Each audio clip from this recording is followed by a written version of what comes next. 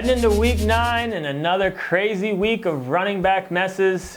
It's getting worse and worse every week, it seems, in terms of all the committees and all the craziness. But this is your week 9 waiver wire. I'm Dustin. If you got any questions, if you want to see my write-up on this, go ahead and click on the link in the description.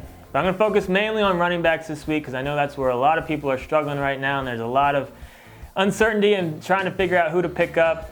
But we'll start with Derrick Henry. I'm going to keep it simple with him. He's only on 50% of leagues.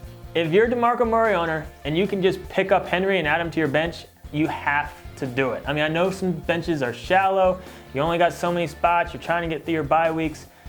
But you can't risk not owning the Tennessee running back. I mean, there's too much value there. They're one of the only teams that really seems committed to doing a one-back system. You might have to make a tough decision, but if you own Murray, you have to drop someone and pick up Henry. I mean, you need to do it. You need to do it. Tim Hightower is next. Ingram was one of the people that we thought we could count on, at least a guy that's going to get 15 touches, get some goal lines, and then all it took was one fumble and he's on the bench for the whole game. I think there might be more to it than that, but it's looking like it's going to be a timeshare moving forward. We know Hightower has talent. We saw what he did at the end of last year. We saw what he did week 8. I mean, he can fill in for sure. And it's tough for Ingram owners too, because week 9 matchup against San Francisco, you had to be excited about that when you're looking at the schedule, but there should be enough for both of them to have value for next week. So if you still own Ingram, you're probably starting him, but if you're looking for someone that you can plug and play, Hightower is going to be a decent add this week. Kenneth Dixon is a guy that I think it needs to be owned in more leagues. Ravens are coming off their bye. Hardball was saying he wants to get the rookie more involved. Could be a slow process, but Dixon, very high hold right now, high upside hold. Just stick him on your bench, see what happens. Bilal Powell, I think, needs to be owned in more leagues, only owning about 40% right now. You know, I've talked about Powell a lot this year. The reason I like him is he does have some week-to-week value, and if Forte ever does get hurt, Powell could be a top 15, easily a top 20 fantasy running back. So I just like him for that reason, and I like him because if you get into a bind, you can plug him in, especially in PPR leagues, and might get you, 8 to 12 points. Taron Ward's a guy I want to talk about out there with Atlanta. It was a lot heavier split between him and Freeman than I think a lot of people thought, including myself. Ward looked pretty good. They're on a short week going up against Tampa Bay Thursday night. It's probably not likely that Tevin Coleman comes back, so Ward could have decent value again this week. If he gets 10 plus touches, he could be a serviceable guy to start if you're in a bind. Now let's talk about the Tampa Bay situation. Jacquizz Rodgers gets hurt. He's looking very unlikely for that same game, Tampa Bay, Atlanta on Thursday. And again, it's just a mess. It's the guy that's getting a lot of carries gets hurt, and then we look at who is the pickup, and it's a mess. There's 2 guys there. 2 weeks ago, it was Peyton Barber that looked good, looked like he was going to be the guy to own if Rodgers was to get hurt. And then this week 8, Anton Smith was the guy to get the carries. If I give the slight upside to Barber here, I think he does have slightly more upside, but it'll probably be a committee.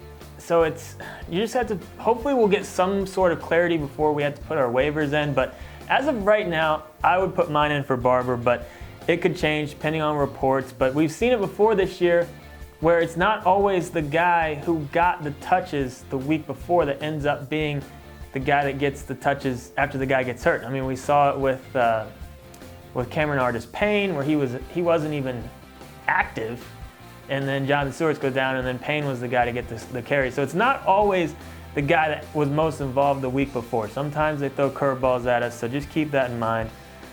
2 more running backs for you. CJ Prosise for Seattle. He got almost 10 touches, and he was very productive with those touches. He actually ended up being in a much heavier split with Michael than again a lot of people thought, kind of similar to the Atlanta situation. And Prosise is going to have some more weeks without Thomas Rawls to where he can be heavily involved in that offense. I think they like what the kid's doing, and he's got some upside. I think Prosise needs to be added in more leagues. And then Charcandrick West with Kansas City. Spencer Ware got hurt with a concussion. More than likely he'll be ready for week 9, but if not, West could be a really good pick up and play. It's with the Jamal Charles craziness, it's not likely that he's going to play and have a big impact. So West could be a decent spot start. At wide receiver, I only got 2 for you this week. Jameson Crowder. the kid's the real deal. I mean, I think, I talked about him last week as a guy to add in deeper leagues. At this point, you got to consider him in all leagues. He's just so quietly having an amazing season. But with 2 straight 100-yard games, I don't think it's going to be so quiet anymore. I think people are going to really pick him up after this week. He's only on 50%.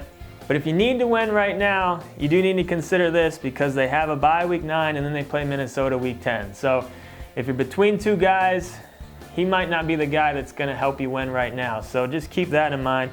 And then J.J. Nelson with Arizona. Arizona's offense, passing in particular, hasn't been all that great this year. Floyd's been a bust.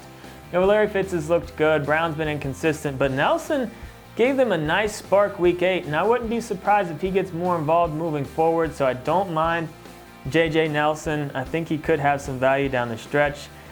At quarterback, Josh McCown. Here's the deal with Cleveland. Their defense is terrible. They're going to have to be throwing the ball a ton to keep up with whoever they're playing. And he started 2 games this year. He's averaged about close to 300 yards and 2 touchdowns each game. I think McCown could have some sneaky value in deeper leagues. I know it's the Browns. I know they haven't won a game yet, but that doesn't mean they can't score your fantasy points. I don't mind McCown in deeper leagues. Eric Ebron, he's back. He's healthy. He's playing well. It's time to pick him back up. He's right back in the tight end 1 discussion, but a lot like with Crowder, you got to consider this because they play the Vikings week 9 and then they have a bye week 10. So again, if you're short term, you need a tight end for the short term. He might not necessarily help you out the most, but long term, he definitely has potential. Then my pick up and play defense, I'm going with Green Bay. They're at home against Indy, only owning 45% of leagues as of right now. You got to think they're going to be able to get a few sacks on luck. Probably force a bad decision or 2, so I don't mind Green Bay as a pick up and play defense. Again, if you want to read my write-up, click on the link in the description. If you got any questions, post them in the forums. Hopefully you can find some running backs this week.